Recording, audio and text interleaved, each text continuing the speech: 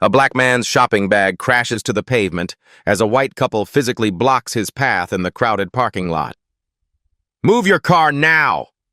Bradley Mitchell shoves James backward, his wedding ring flashing in the sunlight. "People like you don't respect our neighborhood!"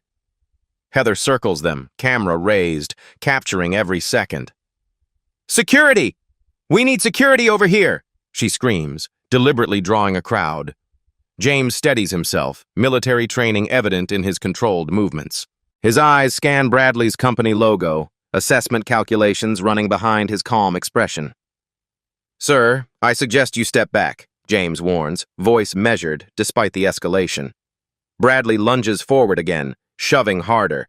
"Or what? You gonna do something about it, boy?" James reaches for his phone, punching in a number from memory. The couple has no idea who they're really attacking or what's about to happen to them. James Collins navigates his modest sedan through the upscale San Diego shopping center. The afternoon sun glints off luxury vehicles lining the rows. At 38, the African-American man moves with quiet confidence, scanning for an open spot to purchase his wife's anniversary gift. He spots an empty space near the high-end watch boutique and signals his turn. Simultaneously, a sleek black SUV speeds from the opposite direction, clearly attempting to claim the same spot. James completes his turn first, parking properly within the lines. The SUV brakes abruptly, horn blaring in protest. Inside the SUV, Bradley Mitchell, 45, slams his palm against the steering wheel. "Did you see that? He just took our spot." His wife, Heather, 43, peers through designer sunglasses at James's car. "Those people always think they own everything," she mutters, adjusting her diamond bracelet. "Let's park over there. I want to have a word with him." Bradley reluctantly parks several spaces away, his luxury vehicle dwarfing the neighboring cars. The couple exits, Bradley straightening the polo shirt embroidered with Mitchell Defense Contractors, while Heather retrieves her phone from an expensive handbag. "Look at him," Bradley whispers, watching James exit his car in jeans and a plain t-shirt. "Probably can't afford anything here anyway." "Record this," he instructs Heather. "People need to see what we deal with in our neighborhood now." James, unaware of the brewing confrontation, locks his car and checks his watch. 3 hours until dinner with Sarah. Plenty of time to find the perfect anniversary gift, the watch she's been admiring for months. "Wait until he walks away from his car," Bradley mutters, a calculated gleam in his eye. "I'll teach him some respect." Heather nods, opening her camera app. Maybe security will make him move it. James walks toward the boutique, mentally reviewing his budget. After 15 years of marriage, Sarah deserves something special. Behind him, Bradley and Heather begin their approach, exchanging knowing glances. The Mitchells have chosen the wrong person to target with their prejudice, and they're about to learn why. "Hey, you!" Bradley's voice cuts through the parking lot noise. "That was our spot!" James turns to find the couple advancing toward him, the woman already filming. He assesses them with a quick sweep.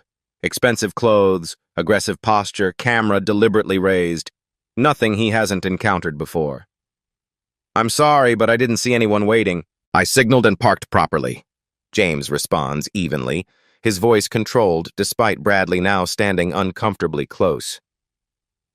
"You people never see anyone else, do you?" Bradley steps closer, forcing James to either back up or stand his ground. James doesn't move. "We were circling that row for 5 minutes. Heather circles to James's side, capturing his face in frame. "This is what we deal with now in Bayview Plaza," she narrates to her phone. "No respect for the rules." A small cluster of shoppers slows to watch the confrontation. No one intervenes. "There are plenty of other spaces," James offers reasonably. "I'm just here to buy something for my wife's anniversary." Bradley snorts. "Anniversary? Right. And I'm sure you can afford the stores here." James notes the logo on Bradley's polo shirt, Mitchell Defense Contractors, and something shifts in his calculation. His eyes narrow slightly. "Sir, I have every right to park here and shop here, James states firmly. Now, if you'll excuse me, I have purchases to make. Bradley steps directly in James's path. No, you don't get to walk away. Move your car. I'm not moving my car, James replies, maintaining eye contact. There's no reason for this confrontation. You hear that? Heather narrates to her camera. Refuses to correct his mistake and now claims we're confronting him. Bradley's face reddens. Do you know who I am? My company has contracts with the government.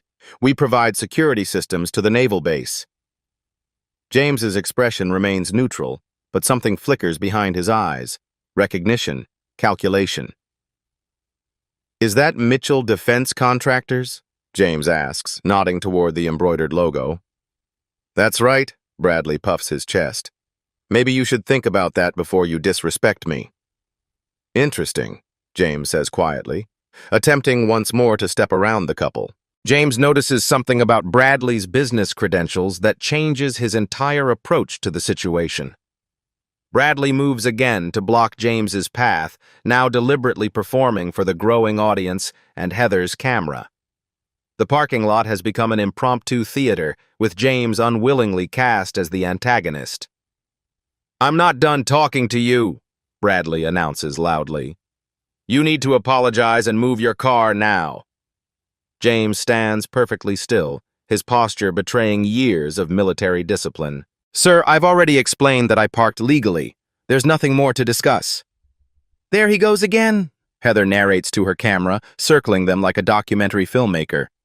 This is how they act when confronted about breaking rules. Always defensive. James takes a measured breath.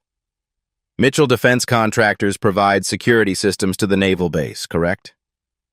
Bradley's expression shifts to smug satisfaction. That's right. We're bidding on a $40 million contract tomorrow. Not that you'd understand the complexity of what we do. A security guard approaches, middle-aged, white, with an air of authority that visibly relaxes Bradley. What's the problem here? The guard asks, immediately turning to Bradley rather than assessing the situation. This man stole our parking space and is being aggressive when asked to move, Bradley explains, gesturing dramatically. We've been loyal customers here for years. The guard turns to James. Sir, I'm going to need to see some ID. On what grounds? James asks calmly. Just standard procedure when there's a disturbance, the guard replies, though no such procedure exists. James complies without argument, retrieving his wallet and handing over his identification. The gathered crowd watches in uncomfortable silence as the guard scrutinizes it longer than necessary. What's your business here today? The guard questions, still holding James's ID. I'm purchasing an anniversary gift for my wife, James replies, his dignity intact despite the public interrogation. Bradley laughs. As if he could afford anything here. Probably just casing the place. The security guard's demeanor shifts slightly upon reading something on the ID, but he maintains his position. Sir, if there's going to be a problem, I can have your vehicle towed. There's no problem, James states. I'm simply trying to make a purchase. Heather zooms her camera in on James's face. Acting so polite now that security's here. Everyone sees through it. The guard reluctantly returns James's ID. Just make your purchase and move along quickly. James accepts his identification, tucking it back into his wallet with practiced precision. His eyes scan the growing crowd, some filming with phones, others looking away in discomfort, no one intervening. Thank you, officer, James says quietly, the words carrying a weight beyond simple courtesy. As the guard steps back, Bradley leans in close. People like you need to learn your place. This isn't your neighborhood. James absorbs the words without visible reaction, though something hardens behind his eyes. Not anger, but resolution. He's endured this before, but something about today feels different. Have a good day, James says finally, stepping around the couple with deliberate care, his shoulders squared and head held high despite the public humiliation. As James walks away, he makes a single phone call that will change everything about this confrontation. James walks to a quiet corner of the parking lot, his outward calm masking the calculations happening behind his focused eyes. He leans against a concrete pillar, takes a deep breath, and centers himself with the practiced technique of a man who has faced far worse than parking lot prejudice. A memory surfaces. James in Bud's training, standing chest deep in frigid ocean water as instructors screamed inches from his face. 23 candidates had quit that day, but James had remained motionless, letting the abuse wash over him like the cold waves. The lesson had been clear. Control your reactions, control the situation. He returns to the present with newfound resolve. This isn't just about him anymore. The Mitchell Defense Contractors logo had triggered something. Professional responsibility overriding personal humiliation. James retrieves his phone and dials a number from memory. Commander Davis? His voice shifts subtly, taking on a crisp military cadence. It's Collins. I have a situation at Bayview Plaza that requires attention. He speaks in measured terms, using terminology that would seem ordinary to eavesdroppers but carries specific meaning to the listener. Yes, sir. Unauthorized harassment of military personnel. Individual identifies as CEO of Mitchell Defense Contractors. James listens intently. Presenting to Admiral Phillips tomorrow? Understood. I'll document everything. Collins out. Across the parking lot, Bradley and Heather Mitchell celebrate their perceived victory, walking arm in arm toward the shops.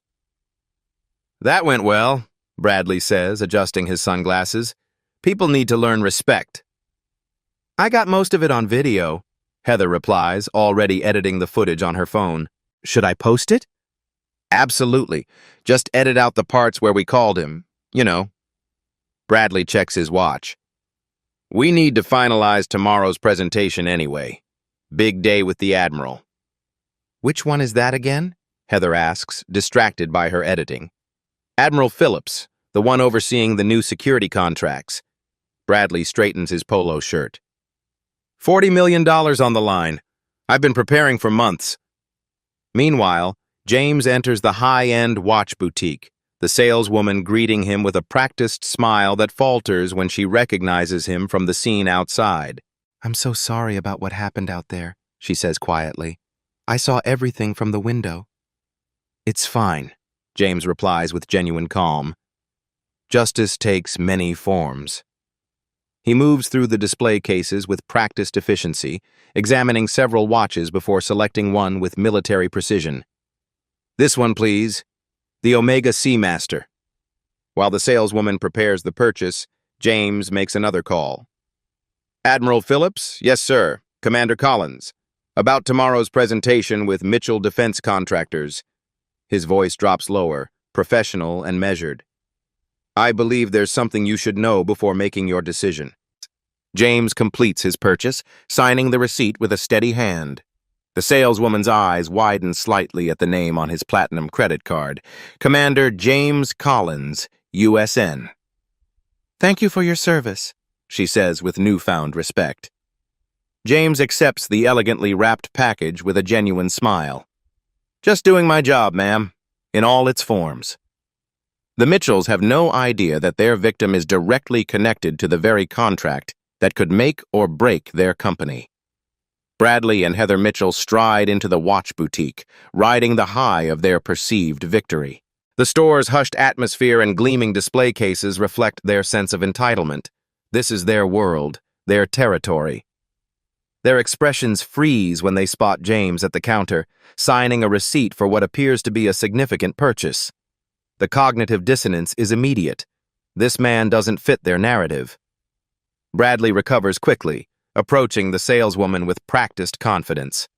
I hope you checked his ID carefully, he says loudly enough for James to hear. The saleswoman straightens, professional smile cooling. Sir, Mr. Collins is one of our valued customers.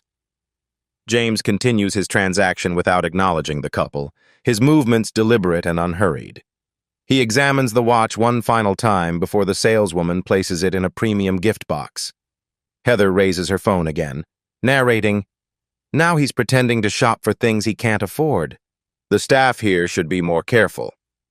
James's phone rings. He answers it with military promptness. Collins here. The conversation that follows is brief but clearly important. James listens intently, offering occasional acknowledgments. Yes, Admiral. I understand completely.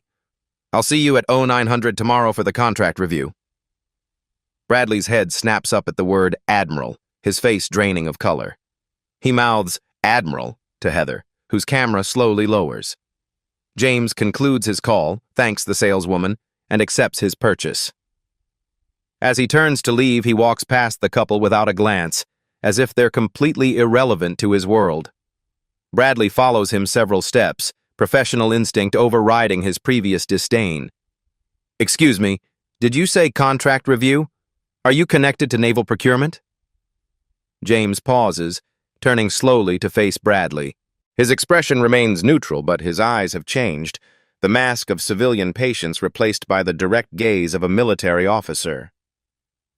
You had your chance for a civil conversation earlier, Mr. Mitchell? Heather steps forward, her tone shifting to sickening sweetness. We were just concerned about parking rules. Perhaps we got off on the wrong foot.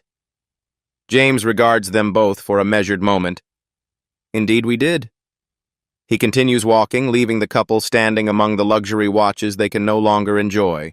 Bradley realizes his company's future might hang in the balance because of his behavior. But it's already too late. Outside the boutique, Bradley frantically pulls out his phone, fingers trembling slightly as he types James Collins Navy into the search bar. The results are frustratingly vague. Too many James Collins in military service to identify which one just walked away from him. Nothing definitive, Bradley mutters, scrolling faster. He's probably bluffing, using military jargon to intimidate us. Heather, meanwhile, puts the finishing touches on her edited video. Should I still post this? It makes us look good, standing up to someone taking advantage. Absolutely post it, Bradley decides, convincing himself there's nothing to fear. He's nobody, has to be. No real military officer would be driving that car or shopping alone. With a decisive tap, Heather uploads the video. Entitled man steals our parking spot, then plays victim. Hashtag respect the rules, hashtag Bayview Plaza. Bradley watches the upload complete, doubt creeping in despite his bravado. We should talk to him again. Settle this like adults before he potentially says something to someone. They spot James returning to his car, gift bag in hand. Bradley quickens his pace, Heather following closely behind. Hey, buddy, Bradley calls out, his voice artificially friendly. I think we got off on the wrong foot back there. James turns slowly, keys already in hand. His expression reveals nothing as Bradley approaches with an extended hand. I'm not your buddy, James states plainly. And there's nothing to discuss. Bradley's smile falters but doesn't disappear. Look, if you're really with the Navy, I want to explain our company's position. We're huge supporters of our military. Your position was made very clear earlier, James replies, his tone measured but final. Heather steps forward, phone still in hand. We have video of you being aggressive with us. I've already posted it online. Something dangerous flickers in James's eyes. Not anger, but the calculated assessment of a trained operator identifying a threat. I'm sure you do, he says quietly. Just as I have unedited video from security cameras. He gestures toward the shopping center's surveillance system positioned above them. Bradley's forced smile disappears entirely. Listen, we can work something out. My company offers discounts to military personnel. Perhaps we could discuss... James opens his car door, creating a barrier between himself and the increasingly desperate couple. Your presentation is at 0900 tomorrow. I suggest you prepare accordingly. He slides into the driver's seat and closes the door on their protests, starting the engine with calm precision. As James drives away, 3 black SUVs with military plates pull into the parking lot, heading toward the Mitchells. The rumble of powerful engines draws the Mitchells' attention as 3 identical black SUVs with government plates enter the parking lot in perfect formation. They park with military precision. One directly behind the Mitchells' vehicle, 2 others strategically positioned to block potential exit routes. Bradley tugs at his collar as sweat beads along his hairline. "This can't be related," he whispers, though his voice lacks conviction. His phone vibrates with an incoming call. The screen displays Frank Porter, partner, in bold letters. Bradley answers with forced casualness. "Frank, what's—" His partner's voice explodes through the speaker, loud enough for Heather to hear. "What the hell did you do? The Admiral's office just called. Our presentation tomorrow is being re-evaluated due to concerns about company culture." Bradley's face drains of color. "What? That's impossible. They said something about reviewing evidence of discriminatory behavior by company leadership," Frank continues, panic evident. "Bradley, this is a $40 million contract. What happened?" Heather frantically checks her social media post. In just minutes, it's accumulated dozens of comments, many from military-affiliated accounts. "Do you know who that is? That's Commander James Collins, SEAL Team 6. This company discriminates against military veterans. Boycott Mitchell Defense." "Isn't this the company presenting to the Navy tomorrow?" "Not anymore." "Bradley," Heather whispers, showing him the screen. "We need to delete this now." As she frantically attempts to remove the post, Bradley's phone chimes with an email notification. Subject line, "Urgent. Schedule change for contract presentation." He opens it with trembling fingers, reading aloud. "Due to concerns raised regarding Mitchell Defense contractors, your presentation has been moved up to 1500 hours today. Location changed to Building 14, Admiral Phillips's office." Heather grabs his arm. "Today? That's in 2 hours!" Bradley looks up from his phone to see 4 men in naval uniforms approaching from the SUVs. Their gait is purposeful, expressions professionally neutral. "Bradley," Heather hisses, gripping his arm tighter. "Who is this guy really?" The phone in Bradley's hand buzzes continuously with notifications from business contacts, clients, and employees who have already seen the video. His carefully constructed professional reputation unraveling in real time as the naval officers draw closer. "Mr. Mitchell," one officer calls out, his voice carrying the unmistakable tone of authority. "We need to have a conversation about your upcoming presentation." As uniformed Navy personnel approach, Bradley realizes he's not just facing a contract loss, he's facing the full force of the United States Navy. The naval personnel form a precise semicircle around the Mitchells. Their leader, a stern-faced man with salt and pepper hair and commander's insignia, steps forward. "Mr. and Mrs. Mitchell, I'm Commander Davis, United States Navy Special Operations." Bradley extends his hand automatically. Commander Davis ignores it. "We're here about your interaction with Commander James Collins." "There's been a misunderstanding," Bradley begins, his entrepreneur's instinct scrambling for damage control. "We had a minor disagreement about parking." Commander Davis raises a hand, silencing him. "Commander Collins is a 15-year veteran of the Navy SEALs. Currently, he serves as head of security assessment for Navy contracts." The revelation lands like a physical blow. Heather's phone slips from her fingers, clattering onto the pavement. "Commander Collins was at this shopping center purchasing an anniversary gift for his wife," Davis continues, his voice measured but carrying unmistakable authority. "Tomorrow, he was scheduled to lead the evaluation team for Mitchell Defense Contractors' bid on the $40 million security system upgrade." "Was," Bradley repeats, the single word revealing his understanding of what's at stake. Commander Davis's expression remains impassive. "Recent events have necessitated schedule adjustments." At the Naval Base San Diego, James Collins strides through the main building, now transformed from the civilian they had confronted into the full embodiment of his military rank. His dress uniform bears the unmistakable trident insignia of the SEALs, shoulders adorned with commander's eagles, chest displaying multiple combat decorations including the Silver Star. Personnel stand straighter as he passes, offering respectful nods and "sir" acknowledgments. James navigates the corridors with the familiarity of someone who belongs, entering a secure conference room where Admiral Phillips awaits. "Commander Collins," the Admiral greets him, rising from his chair. "I received your message. Concerning, to say the least. James stands at attention. Sir, I believe in second chances, but I also believe character reveals itself under pressure. The Admiral nods gravely. Agreed. And what we witnessed today reveals much about Mitchell Defense Contractors' leadership. He gestures to a laptop displaying Heather's social media post, now with hundreds of comments and shares among military groups. Their edited version made it online before they realized who you were.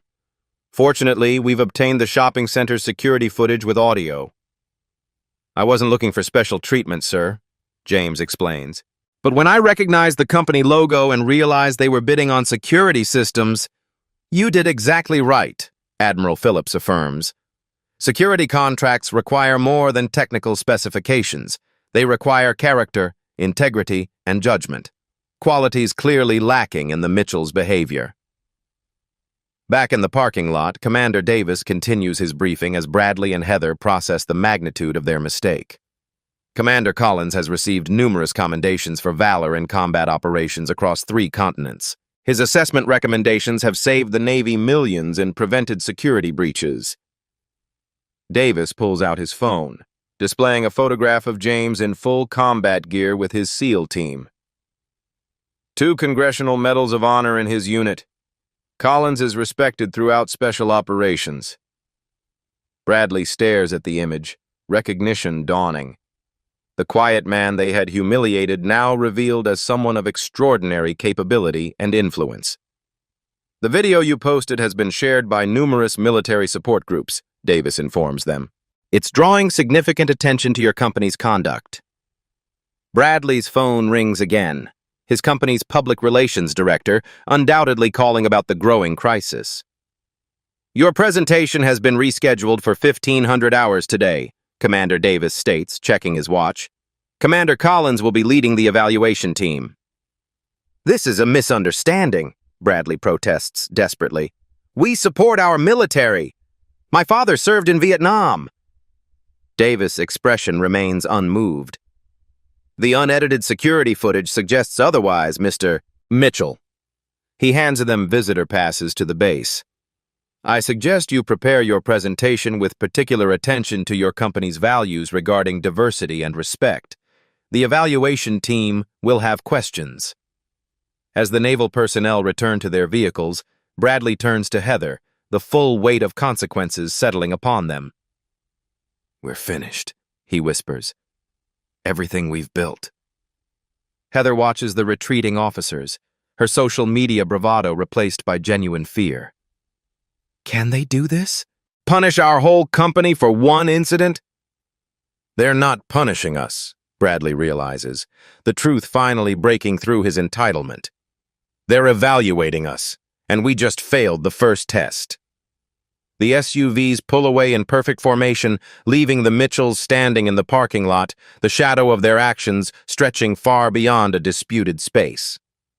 As James prepares to evaluate the company that just racially profiled him, the Mitchells realize their entire business hangs on the judgment of the man they humiliated. The Mitchell Defense Contractors' headquarters buzzes with nervous energy. Employees cluster around computer screens, smartphones, and tablets, all displaying the viral video of their CEO and his wife. Is that really Mr. Mitchell? A young software engineer asks, adjusting her glasses in disbelief. That's him, confirms the IT director. And that's definitely Mrs. Mitchell recording. The company's social media manager frantically refreshes the monitoring dashboard, watching negative comments multiply exponentially. It's everywhere. Military groups, veteran forums, defense industry pages, they're all sharing it. The main doors burst open as Bradley and Heather Mitchell enter, their earlier confidence replaced by barely contained panic. Employees scatter, returning to workstations with unusual focus on their screens. Emergency meeting in the main conference room, Bradley announces, his voice strained. All department heads, 5 minutes. The couple rushes toward Bradley's office, but their path is intercepted by Emma Richardson, the company's chief marketing officer. Bradley, what the hell happened? She demands in a harsh whisper. We're trending for all the wrong reasons. Not now, Emma. Bradley attempts to brush past her. She stands firm. Yes, now. The Pentagon has called twice. 2 clients have already emailed about putting contracts on hold. Inside the office, Bradley loosens his tie with trembling fingers. We need damage control. Call PR, call legal. They're already on their way, Heather interrupts, staring at her phone. Bradley, do you realize who that man was? The comments say he has a Congressional Medal of Honor. That can't be right, Bradley mutters, though doubt creeps into his voice. The conference room fills quickly with anxious executives. The tension is palpable as Bradley enters, conversations immediately ceasing. Michael Chen, senior staff engineer, breaks the silence. You do realize Commander Collins has a Congressional Medal of Honor? He led the team that rescued those hostages in Somalia 3 years ago. Bradley stares at him. How do you know this? I served with the Navy before joining Mitchell, Chen replies coldly. Everyone in the military community knows Collins, and now everyone knows how our CEO treated him.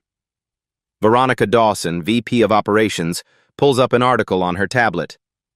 Commander James Collins, decorated Navy SEAL, current head of security assessment for naval contracts. She looks up, eyes sharp. The same contracts we're bidding on. The company lawyer enters, already looking defeated. The video shows clear, discriminatory behavior, Mr. Mitchell. We're legally exposed on multiple fronts. We were arguing about a parking space, Heather exclaims. Bradley approached him first, but I didn't say anything inappropriate. You filmed it and posted it online, the lawyer counters. The unedited security footage is circulating now, too. It includes language that directly contradicts your edited version. Bradley collapses into a chair. This is a nightmare. The HR director clears her throat uncomfortably. This isn't our first incident, Mr. Mitchell. All eyes turn to her. We've had 3 discrimination complaints settled quietly in the past 2 years. All involving you or Mrs. Mitchell. All with non-disclosure agreements. Bradley's face reddens. Those were completely different situations. The pattern is the same, the HR director continues, newfound courage in her voice. And now it's public. At Naval Base San Diego, a team of Mitchell defense engineers sets up their presentation equipment, conspicuously missing their CEO. The lead engineer, Sanjay Patel, adjusts his tie nervously as naval officers file into the room. James Collins enters last, now in his service uniform with commander's insignia clearly visible. His expression remains professionally neutral as he takes his seat at the evaluation table. Mr. Patel, Admiral Phillips begins, I note Mr. Mitchell is not present. Mr. Mitchell is indisposed, sir, Patel explains, sweat beading on his forehead. I'll be presenting our proposal today. Admiral Phillips exchanges a glance with James. Very well. You may proceed. Patel launches into the presentation, his usual confidence undermined by the knowledge of what transpired earlier. His technical explanations remain solid. Mitchell Defense does produce excellent security systems, but the elephant in the room grows larger with each slide. During the question period, James speaks for the first time. Mr. Patel, your technical specifications are impressive. However, I'm interested in how your company addresses security vulnerabilities in human systems. Patel blinks in confusion. Human systems, sir? Yes, James continues, his voice measured. In security, the human element is often the weakest link. How does Mitchell Defense Contractors address prejudice and bias in security protocols and company culture? The room falls silent. Patel struggles to formulate a response that won't further damage his company's chances. We have standard diversity training, sir. James nods thoughtfully. And how effective has that training been at the leadership level? The question hangs in the air, unanswerable. Back at Mitchell headquarters, Bradley's phone rings incessantly. Clients, partners, media, all demanding explanations. The company's stock has dropped 12% since the video went viral. A staff member knocks tentatively on his office door. Sir? There's someone here from the Better Business Bureau and 2 reporters in the lobby. Bradley puts his head in his hands. Tell them no comment. His personal phone buzzes with a text from Frank Porter. Presentation going badly. Collins asking about company culture and leadership. Need you here ASAP. Heather paces the office. We need to make a statement. Apologize publicly. And admit guilt, Bradley snaps. Legal says that would destroy us in the discrimination lawsuits that are sure to come. The truth is already out there, Heather counters, gesturing to her phone where the unedited security footage plays. Their voice is clear as day. People like you don't belong here. And worse. The HR director returns with more disturbing news. Staff are finding more background on Collins. He runs a mentoring program for at-risk youth, volunteers with veterans organizations, has received humanitarian awards for his work in disaster zones. Of course he does, Bradley mutters bitterly. And our company's history isn't helping, she continues. Those settlements are being discussed online. Former employees are coming forward with stories. Bradley stands abruptly. I need to get to that presentation. If I explain personally, Sir, the lawyer interrupts, I strongly advise against that. Your presence would only inflame the situation further. This is my company, Bradley shouts, desperation breaking through. Everything I've built is collapsing because of one parking space. The room falls silent before the marketing director speaks up. No, Bradley. It's collapsing because of who you revealed yourself to be over that parking space. At the naval base, the Mitchell defense presentation concludes. Patel gathers his materials, aware of the subdued response from the evaluation committee. Admiral Phillips addresses the room. Thank you, Mr. Patel. Your technical presentation was thorough. However, the Navy requires its contractors to uphold certain standards beyond technical capabilities. James adds, security systems are only as reliable as the people who design and implement them. Character and judgment are essential components of that reliability. As the Mitchell team departs, Admiral Phillips turns to James. Your assessment, Commander? James considers carefully. Their systems are excellent, sir. Their leadership is not. Agreed. Options? We have 3 other qualified bidders, James replies. However, Mitchell employs over 200 people, many of whom are veterans themselves. Canceling their contracts entirely would punish innocent employees for their leadership's failures. The Admiral nods thoughtfully. What do you recommend? Conditional continuation, sir, with significant changes to leadership structure and mandatory oversight of company culture and hiring practices. You're being generous, Commander. James's expression remains steady. This isn't about punishment, Admiral. It's about transformation. As the Mitchell Company presentation falls apart, a different kind of judgment awaits the Mitchells themselves. The Naval Base San Diego conference room has been transformed into a quasi-judicial setting. A long table accommodates 5 senior officers, including Admiral Phillips at center and Commander James Collins to his right. The room's stark military efficiency stands in sharp contrast to the opulent Mitchell Defense Headquarters.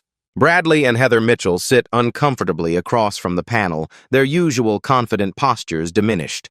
Bradley's lawyer whispers final advice before falling silent as Admiral Phillips calls the hearing to order. This review concerns allegations of discriminatory behavior by the leadership of Mitchell Defense Contractors. Admiral Phillips begins, his voice carrying decades of command authority. As a federal contractor receiving over $120 million in annual contracts, Mitchell Defense is bound by non-discrimination policies that are non-negotiable. Bradley adjusts his tie. Admiral, if I may, you'll have your opportunity to speak, Mr. Mitchell, the Admiral interrupts. First, we will review the evidence. A large screen displays the unedited security footage from the shopping center. The Mitchells' confrontation with James plays out in high definition, including every racial slur and derogatory comment. Bradley stares at the table while Heather visibly winces at her recorded voice. Next comes Heather's edited social media post, followed by the original recording from her phone. the stark differences between the two highlighting their deliberate attempt to misrepresent the incident. "It was a misunderstanding about a parking space," Bradley offers weakly when the footage ends. Admiral Phillips' expression remains impassive. "Commander Collins is one of our most decorated officers. He's led missions that have saved countless American lives. Yesterday he was shopping for his wife's anniversary gift before evaluating your company's bid for a $40 million security contract." The implication hangs heavily in the air that Bradley and Heather had, through pure prejudice, potentially jeopardized national security interests. A female captain at the table speaks. "Mitchell Defense Contractors currently holds federal contracts worth approximately $120 million annually. All federal contractors must comply with non-discrimination policies as outlined in Executive Order 11246. Another officer adds, "Violations can result in termination of all existing contracts and debarment from future federal contracting." The color drains from Bradley's face as the full stakes become clear. Not just one contract, but his entire company hangs in the balance. James, who has remained silent throughout, finally speaks. "Admiral, may I address the Mitchells directly?" Admiral Phillips nods his approval. James turns to face the couple, his expression neither vindictive nor angry, but measured and purposeful. "Mr. and Mrs. Mitchell, I don't want your company destroyed. I want it transformed." Bradley looks up, surprised by the direction. "Mitchell Defense employs over 200 people, many of them veterans," James continues. "Your security systems protect American assets and personnel worldwide. That mission is too important to disrupt entirely." He slides a document across the table. "These are conditions under which your company's contracts could continue." Bradley reads silently, his expression shifting from relief to dismay. "Mandatory company-wide diversity training, a new hiring program specifically for veterans, external oversight of HR practices for the next 5 years," James enumerates, "and the resignation of both of you from leadership positions." "That's outrageous," Bradley protests. "You can't force us out of our own company." Admiral Phillips interjects, "These are generous terms, Mr. Mitchell. The alternative is complete termination of all contracts and potential debarment from future government work." Heather, more pragmatic than her husband, grasps the reality first. "Bradley, he's right. We can keep the company alive this way." "The company is mine," Bradley insists, desperation edging his voice. "I built it from nothing." "And now you can save it," James responds calmly, "by recognizing that leadership requires accountability." The room falls silent as Bradley weighs his options. Finally, deflated, he reaches for a pen. "Where do I sign?" As the Mitchells formalize their agreement to step down, James watches with no triumph in his expression, only the quiet satisfaction of justice served with precision rather than vengeance. "The uniform I wear stands for justice and equality," James states as they complete their signatures. "Today we've moved one step closer to those ideals." As the Mitchells sign away their company leadership, James receives an unexpected message that suggests this story is far from over. The ripple effects of the Mitchell case spread through the defense contracting industry with unexpected speed and force. What began as a parking lot confrontation transforms into a catalyst for systemic change, the concentric circles of influence expanding outward with each passing week. News networks run special reports with headlines like "Defense Contractor Faces Consequences for Discrimination" and "Navy Demands Accountability from Contractors." Industry publications dive deeper, analyzing the implications for corporate culture throughout the military-industrial complex. In conference rooms across the country, nervous executives review their diversity policies and company practices. The message from the Pentagon is clear. Character matters as much as technical capabilities. At Mitchell Defense Contractors, the transformation begins immediately. The company's board of directors appoints Dr. Amina Jackson, a former Air Force colonel with a PhD in organizational psychology, as interim CEO. Her first official act is addressing the entire company. "We rebuild from here. she announces to a room of uncertain faces. Not by burying our past mistakes, but by learning from them. Former employees who had left due to the toxic environment begin coming forward, sharing stories that had previously been silenced through settlements and NDAs. What emerges is a pattern of behavior extending far beyond one parking lot incident. The Naval Procurement Office institutes new evaluation criteria for all defense contractors, emphasizing ethical leadership and inclusive practices alongside technical specifications. Admiral Phillips personally oversees the implementation of what insiders nickname the Collins Protocol. Other branches of the military follow suit, recognizing that the quality of security systems depends on the quality of the organizations that create them. Military procurement officers receive additional training on evaluating company culture during the bidding process. James leads several of these sessions, never mentioning the Mitchell incident specifically, but emphasizing a core principle. Character is revealed under pressure. Bradley and Heather Mitchell are shown clearing out their offices, employees watching silently as security escorts them from the building they once ruled. Their personal belongings fit into surprisingly small boxes, a visual reminder of how quickly power can dissipate. The industry press reports that 5 other defense contractors have proactively implemented reforms similar to those required of Mitchell Defense, hoping to avoid similar situations.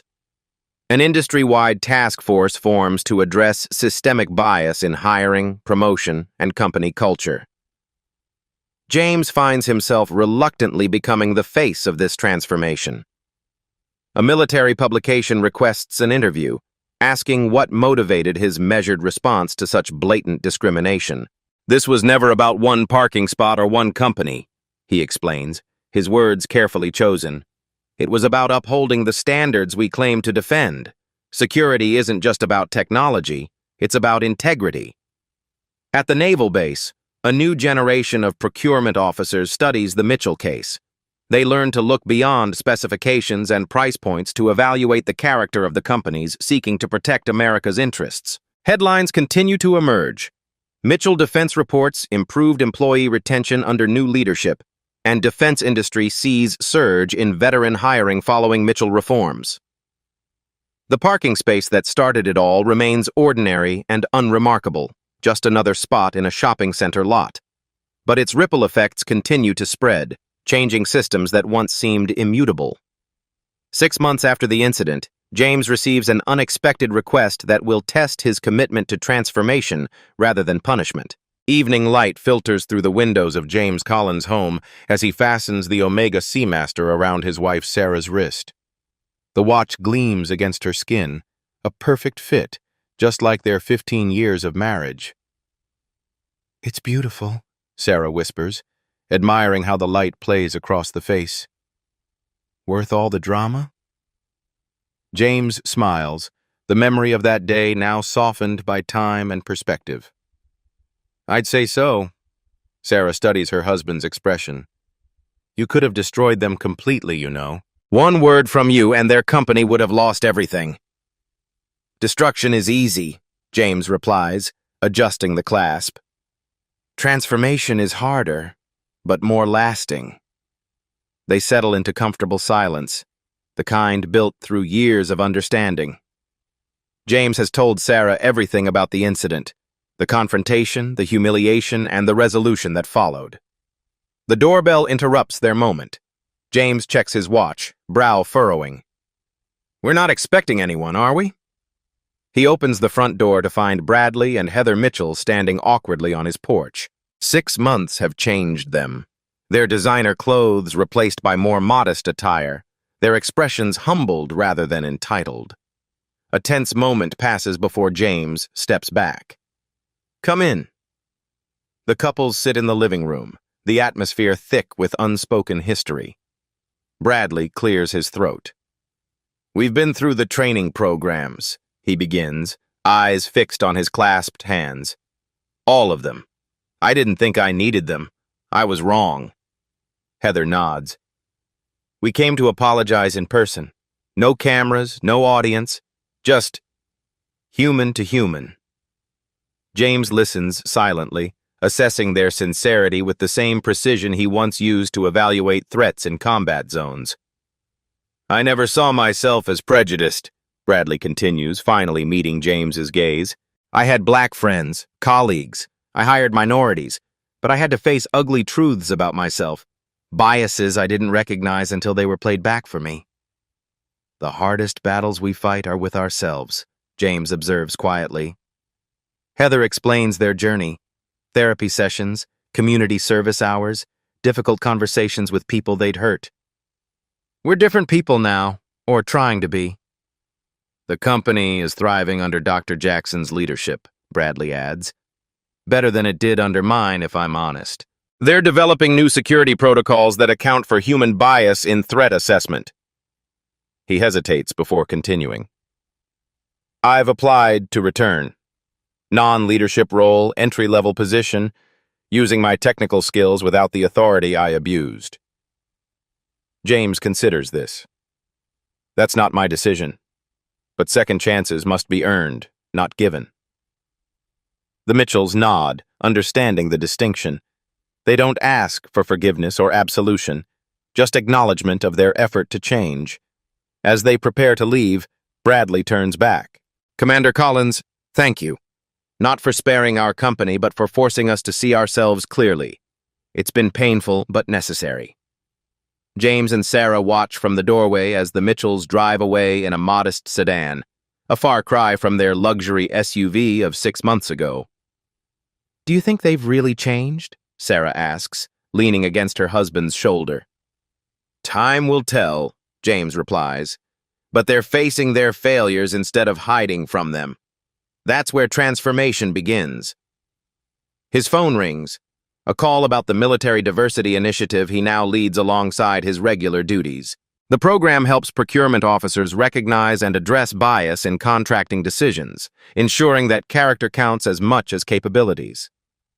Later that week, James stands before a class of young naval recruits, his commander's uniform crisp as he delivers a lecture on integrity under pressure.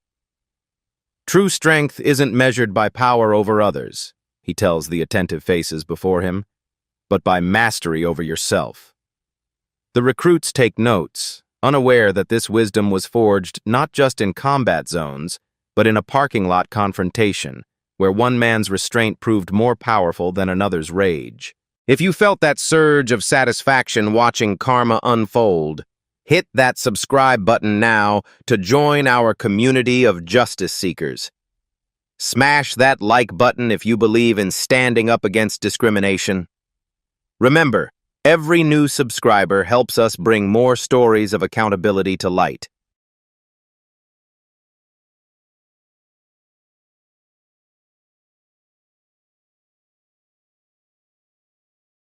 This isn't the end of the story. It's the beginning of what happens when truth meets visibility. At Beat Stories, we believe exposure is the first step to transformation. Subscribe and stay tuned, because the next story might be yours.